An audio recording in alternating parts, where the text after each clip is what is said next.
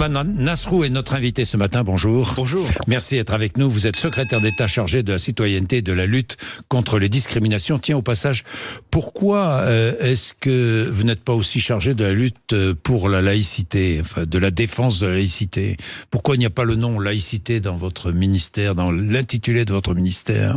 Ce qui compte, ce n'est pas que le terme de laïcité soit dans l'intitulé, ce qui compte, c'est qu'il soit dans les politiques que nous mettons en œuvre. Et je peux vous dire qu'au titre de la citoyenneté, la laïcité est évidemment un aspect très important sur lequel le Premier ministre l'a dit, nous n'avons pas l'intention de transiger. Alors, je vais y revenir. C'était une provocation quand même de parler de laïcité dans...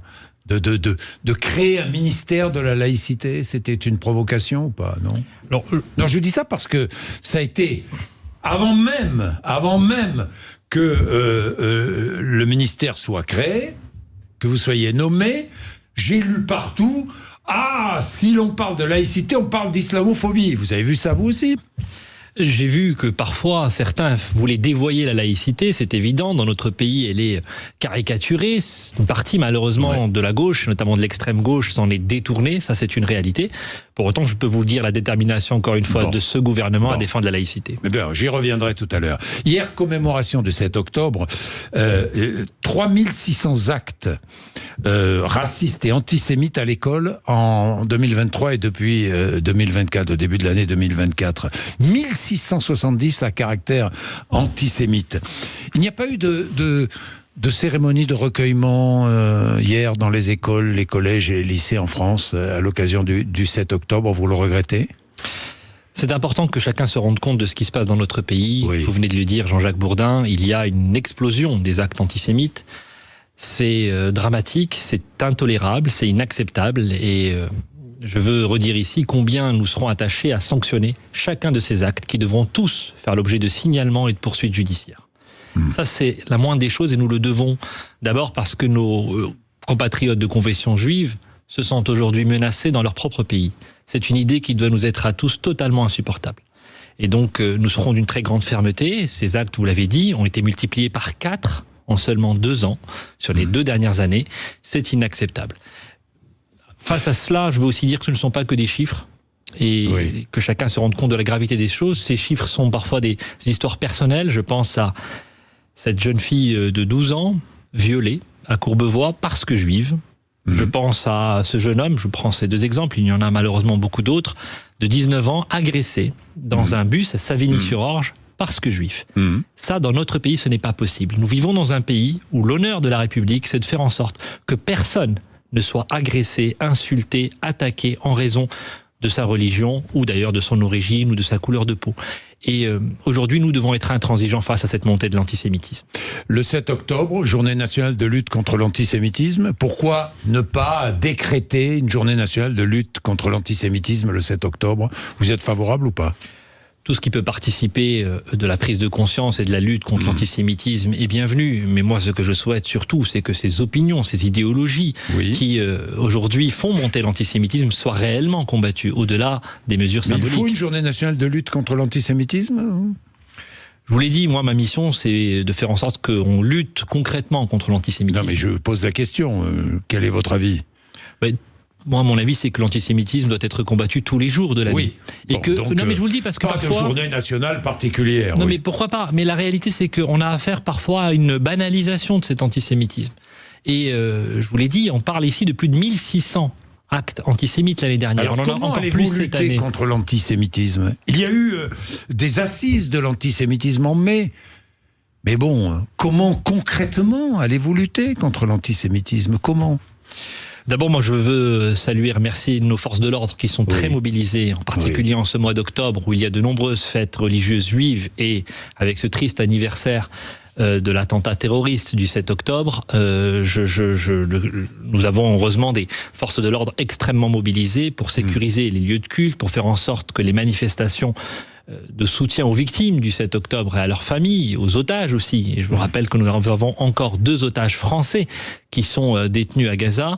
Eh bien, je suis heureux que nos forces de l'ordre réussissent à faire un travail d'une très très grande qualité aujourd'hui. Et donc ce que je veux dire par là, c'est que la première réponse, c'est d'abord la réponse évidemment sécuritaire et pénale. Là où il y a de l'antisémitisme, il faut qu'il y ait des condamnations. Alors, durcir la loi contre l'antisémitisme, criminaliser l'antisionisme. J'ai vu qu'un sénateur proposait de criminaliser l'antisionisme. Je crois qu'aujourd'hui, on a un arsenal législatif suffisant.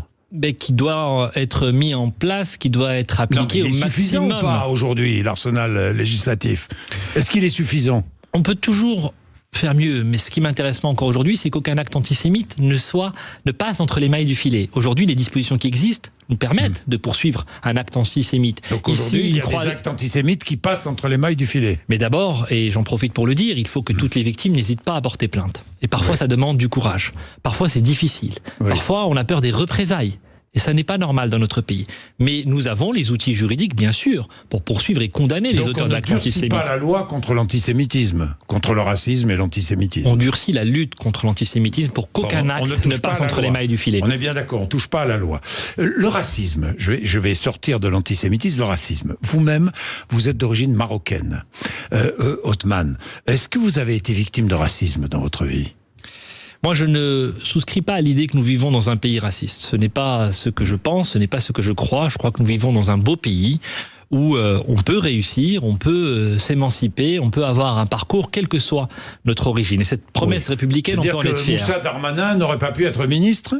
Non, mais cette promesse républicaine... C'est ce qu'il dit. Vous n'avez pas le même avis, là, sur la question. Moi, je pense que la France n'est pas un pays raciste.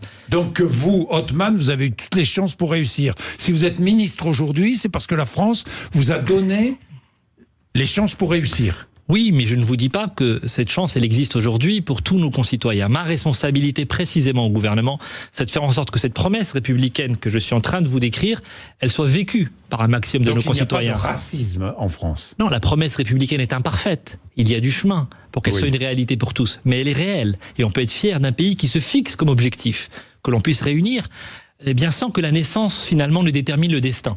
Et c'est ça qu'il faut qu'on arrive à rendre plus concret encore. Il y a encore du chemin, je vous le dis, ça n'est pas une réalité pour tout le monde, mais on peut être fier, encore une fois, de cette promesse républicaine. Vous auriez dit la même chose que Jean-Luc Mélenchon, que Gérald Darmanin? Gérald Darmanin a dit ce qu'il avait à dire. Moi, je vous le dis comme je le pense. L'idée que nous vivons dans un pays où il y a du racisme systémique ne correspond pas, je crois, à l'idée que je me fais de notre pays. Ça ne veut pas dire qu'il n'y a pas des discriminations qui sont des entailles à notre pacte républicain, mais la réalité, c'est que nous pouvons être fiers d'un pays qui cherche précisément à les combattre. Et nous cherchons précisément à les combattre. Alors, j'ai commis un petit lapsus, là, je parlais de Jean-Luc Mélenchon, mais je vais vous en parler. Jean-Luc Mélenchon, aujourd'hui, qui souhaite que des drapeaux palestiniens et libanais soient brandis partout, dans toutes les universités. Est-ce qu'il attise la haine ? Je pense que du côté de la France insoumise et de Jean-Luc Mélenchon, ils ont fait de l'antisémitisme un carburant électoral. Je pense qu'ils ont tenu des propos avec une très grande ambiguïté. Et je pense qu'ils n'ont jamais été là quand il s'agissait de condamner effectivement des actes inqualifiables. Donc l'histoire les jugera. Bien.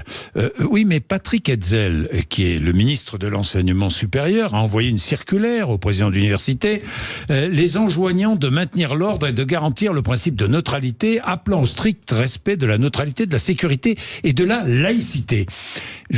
Que vient faire la laïcité là, dans cette affaire? Je n'ai pas très bien compris. Bon, je pense que nous n'avons pas trop d'occasion. On n'a pas parlé de Gaza à l'université?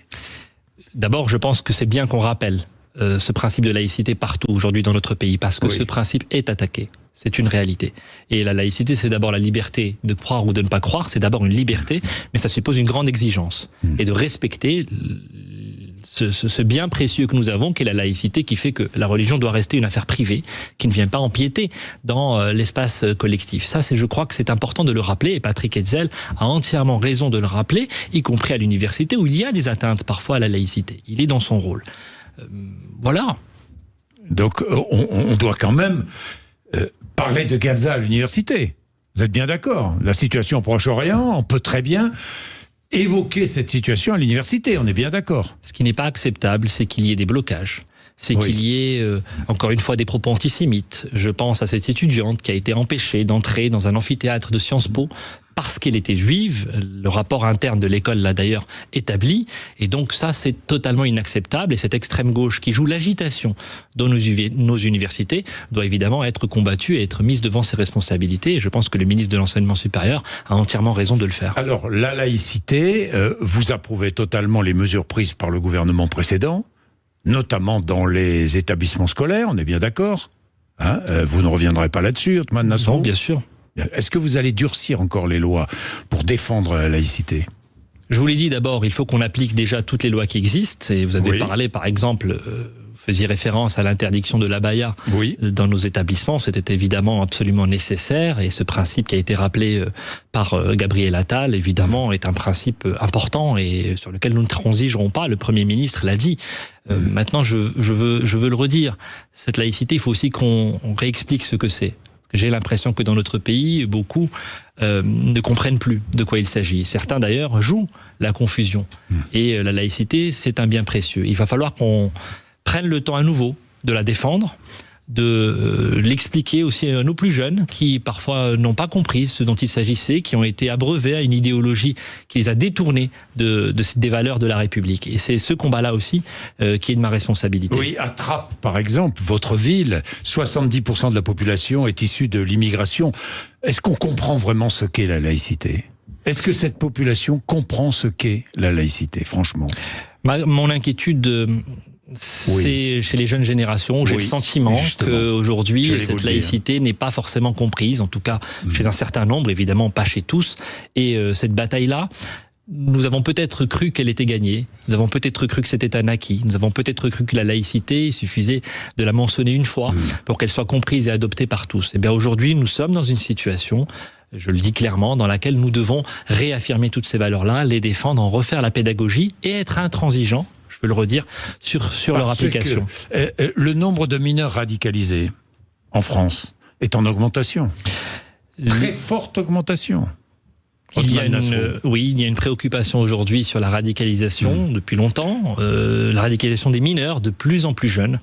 21% des mises en examen pour association de malfaiteurs terroristes sont des adolescents dans notre pays. 21%. Alors recrutés sur les réseaux sociaux, le plus souvent. Ce qui est préoccupant, c'est que cette proportion a beaucoup augmenté ces toutes dernières années, d'ailleurs, y compris à la faveur du contexte géopolitique du moment. Ce chiffre est extrêmement inquiétant. Aujourd'hui, il nécessite la mobilisation de tous nos services. J'ai fait une réunion avec nos services là, sur ce sujet. Comment allez-vous lutter contre cette radicalisation de plus en plus présente chez les jeunes ? Est-ce que vous allez prendre de nouvelles mesures ? Est-ce que vous allez changer les lois ? Est-ce que vous allez ajouter, je ne sais pas moi. Comment allez-vous lutter ? Parce que les Français s'interrogent. D'abord, il faut le dire clairement, le pas de vague, c'est terminé. Cette idée qu'on peut mettre la poussière sous le tapis, qu'on peut faire comme si de rien n'était, ça ne peut pas marcher. Et ce travail que vous mentionnez, cette bataille, elle passe par beaucoup de leviers, j'en cite un. Nous formons aujourd'hui nos agents publics à la défense de la laïcité, à la prévention de la radicalisation. Il y en a 500 000.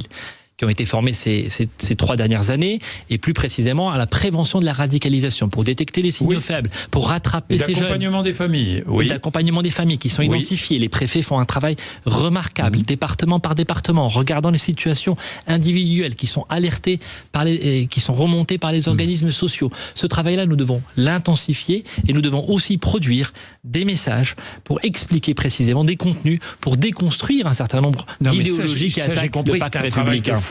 C'est un travail de fond. Oui, c'est un travail de fond, je vous le confirme. La loi vous permet de bien lutter contre ces phénomènes de radicalisation. Je vous pose franchement la question, est-ce que vous allez changer la loi ?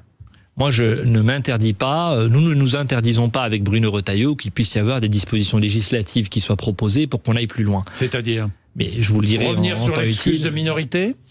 Nous verrons, il y a beaucoup de choses qui peuvent être regardées. Le temps des annonces n'est pas venu, je n'ai pas d'annonce à faire ce matin. Ce que je peux vous dire, c'est que depuis 15 jours, tout juste que nous sommes arrivés, nous regardons tous les outils dont nous pouvons disposer et ceux que nous pouvons activer.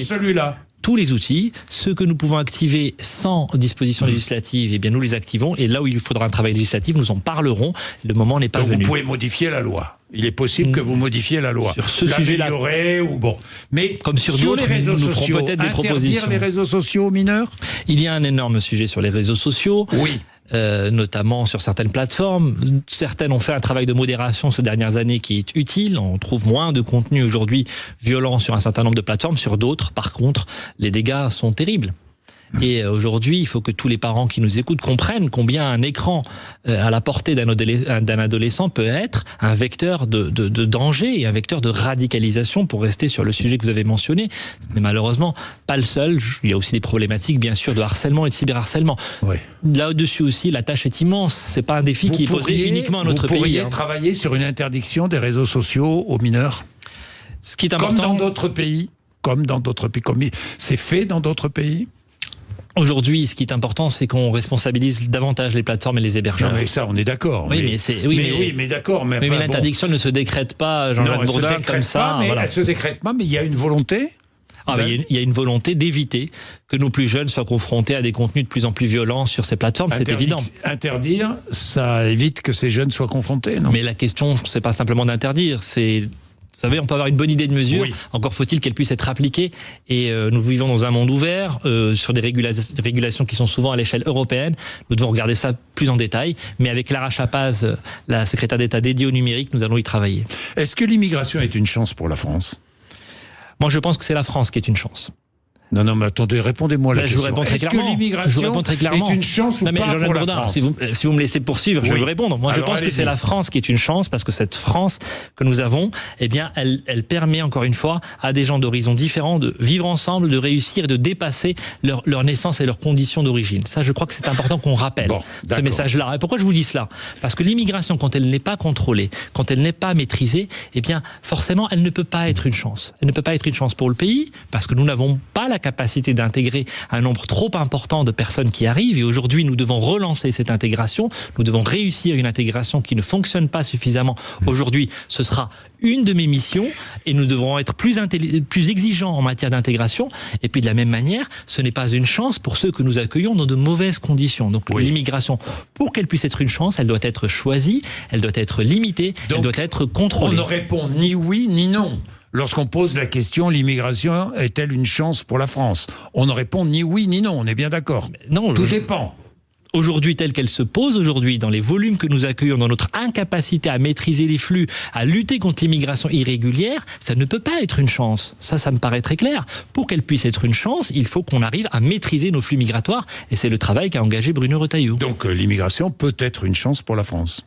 Mais il y a des gens issus de l'immigration qui peuvent être une chance pour la France. Encore faut-il que nous maîtrisions les flux migratoires, ce qui n'est pas le cas aujourd'hui. Bien, l'immigration qui peut être une force, une richesse. Mais on est d'accord. À condition qu'elle soit maîtrisée. À condition qu'elle soit maîtrisée. Non, mais je vous dis ça parce que je me souviens ce que vous disiez, c'était en 2019, je crois. Je vous cite, il est temps de voir que derrière l'immigration, il y a aussi et surtout des individus avec leurs qualités, leurs défauts, leurs aspirations propres, les accompagner quand ils en ont besoin. Absolument. Et vous ajoutez, les inféodés, jamais. Oui. Ce que je regrette, moi, beaucoup dans ce débat, et notamment de la part de la gauche de l'échiquier politique, c'est qu'on soit dans un débat qui n'est toujours un débat idéologique et jamais pragmatique. Mais je viens de vous le redire. Le débat idéologique, il est à droite et à gauche, vous le savez bien, Othman Nosrou. Écoutez, moi, l'idée que des gens qu'on accueille dans notre pays, même quand ils se rendent coupables de délits et de crimes, qu'on ne puisse pas les renvoyer dans leur pays d'origine, c'est une idée qui est inacceptable pour nos concitoyens. Ne pas le comprendre, ça. Ne pas comprendre que nous devons réussir à mieux exécuter ces fameuses OQTF. Ne pas comprendre que nous devons réussir à reconduire dans leur pays d'origine, non pas ceux qui ont le droit à l'asile, mais ceux qui n'ont rien à faire sur notre territoire national. Ce n'est pas rendre service à l'immigration. Justement, aujourd'hui, le ministre de l'Intérieur reçoit les préfets, 21 préfets, pour essayer d'améliorer les reconduites, les OQTF. Mais comment ? Je serai aux côtés de Bruno Retailleau tout à l'heure, effectivement, avec les préfets qui font un travail de terrain là-dessus. Mais je vais d'abord vous dire que Bruno Retailleau va engager un bras de fer avec les pays d'origine, naturellement, sur les visas, sur l'aide au développement, pour qu'on puisse obtenir plus de laissez-passer consulaires. Il n'y a pas de raison de donner des visas et de l'aide au développement à un pays qui ne coopère pas en matière migratoire. On donne des visas si vous donnez des laissez-passer consulaires. C'est normal, la coopération doit être dans les deux sens. Ça me paraît être un principe élémentaire, la réciprocité. Vous faites ça avec tous les pays. tous les pays qui ne jouent pas le jeu. Vous revenez sur les accords entre la France et l'Algérie?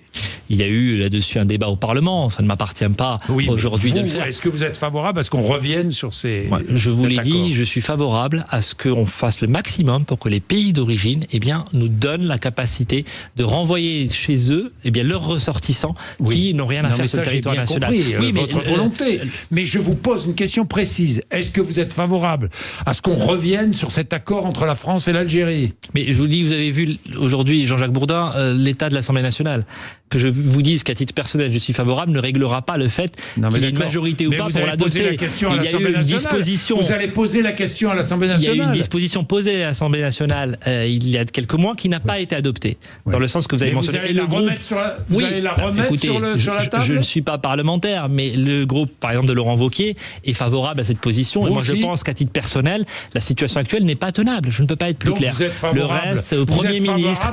Ce sera au Premier ministre de vous dire chose. Je pense que les équilibres aujourd'hui ne sont pas les bons. Et donc oui, il faudra qu'on aille plus loin, mais c'est la responsabilité, pas la mienne. Ce sera celle notamment du Premier ministre de faire ce type d'annonce. Merci Othmane Nasrou. C'est moi qui vous remercie. Nous voir ce matin sur l'antenne de Sud Radio. Il est 8h58. Vous êtes sur Sud Radio. Merci Patrick Roger dans un instant.